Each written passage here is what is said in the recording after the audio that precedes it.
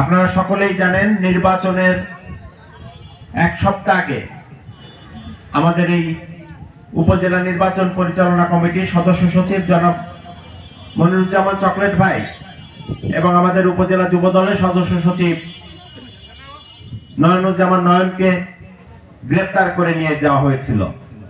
অন্যায়ভাবে গ্রেফতার করে নিয়ে যাওয়া হয়েছিল।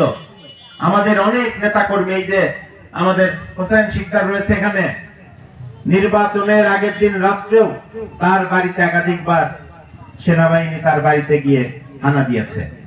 এরকম অনেক নেতাকর্মী, সকল নেতাকর্মী, আমরা 18 সালেও নির্বাচন করেছি, 26-এও নির্বাচন করেছি।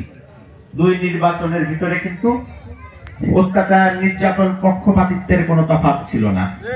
যাই হোক, সেই পুরনো কথা, আজকে বাংলাদেশ জাতীয়তাবাদী দল বিএনপি সরকার গঠন করেছে।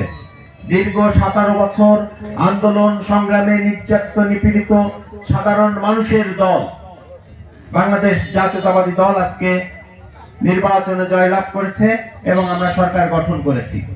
আপনাদের আমাদের এই জনপদ, আমাদের এই মাগুরাতে কোনো কর্মসংস্থান সৃষ্টি করা হয়নি।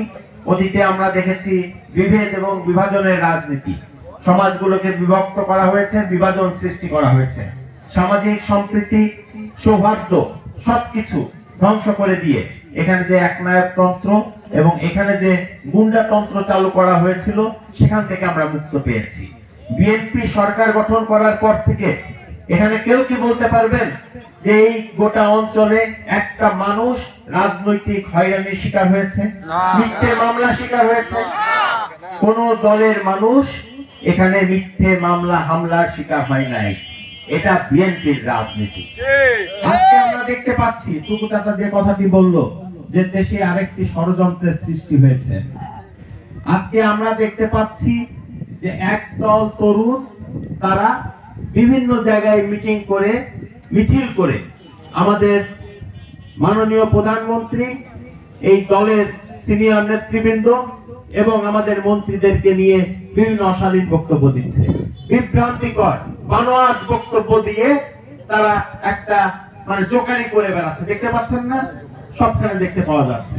যে সবাইকে সজাগ থাকতে হবে, কোন অভদ্র আচরণ সহ্য করা হবে না। কারণ এই অভদ্র আচরণের বিরুদ্ধেই কিন্তু আমরা 17 বছর সংগ্রাম করেছিলাম।